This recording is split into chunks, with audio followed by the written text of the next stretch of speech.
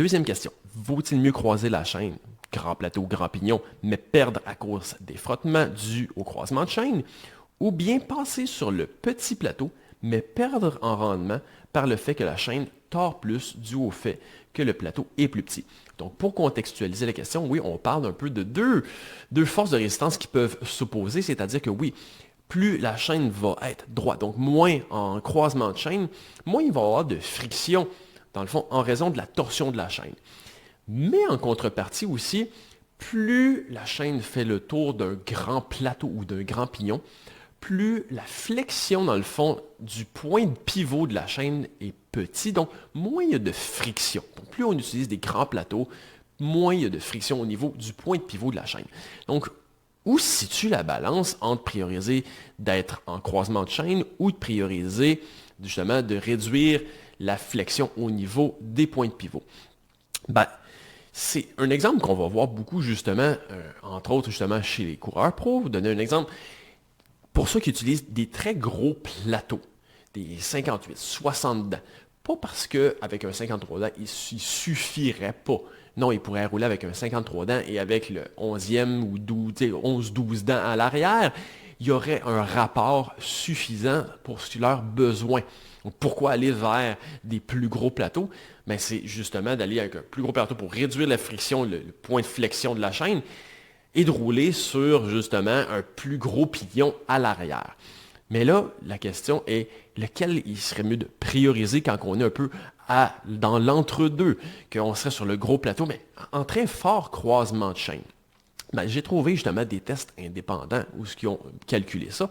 Et disons, je vous donne un exemple, sur 250 watts, ils ont utilisé justement 250 watts de résistance qu'ils vont avoir donné à la machine, ils vont mesurer les pertes mécaniques reliées à ça. Donc, s'ils faisaient en croisement, c'est-à-dire sur le petit plateau et le plus petit pignon en arrière, donc dans ce cas-là, ce serait sur le plateau 39 dents en arrière et 11 pignons en arrière, on parlait d'environ 15 watts au niveau des pertes par friction générées.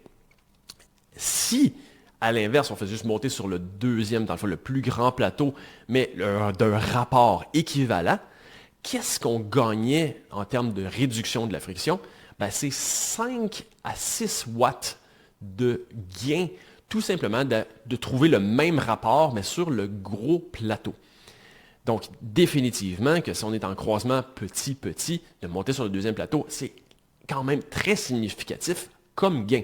Mais si il faisait le test inverse, c'est-à-dire sur le grand plateau et les petits, dans le fond, les gros pignons en arrière, qui, dans l'occurrence, là, serait un 32 dents, ben, la différence était seulement, dans le fond, de 1 watt de plus que d'avoir la ligne de chaîne plus droite pour le même ratio. Donc, définitivement, d'être en croisement de chaîne sur le grand plateau est plus avantageux qu'un croisement de chaîne sur le petit plateau et que finalement, on peut se rendre très loin en croisement de chaîne sur le grand plateau avant d'atteindre un état de friction qui serait aussi grand finalement que d'être sur le petit plateau, mais avec une ligne de chaîne plus droite.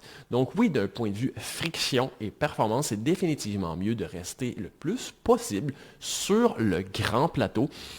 Certains tests ont montré justement qu'on pouvait se rendre juste pratiquement le dernier ou l'avant-dernier pignon avant que ça devienne moins avantageux.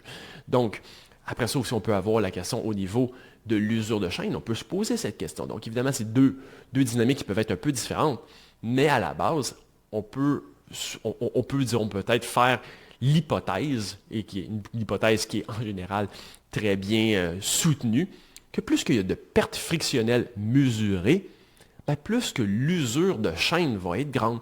Donc, évidemment, tout comme je parlais de lubrifiants d'autre qualité, c'est aussi, dans le fond, un avantage, non seulement au niveau de la performance, mais au niveau d'une usure de chaîne qui va être moins rapide.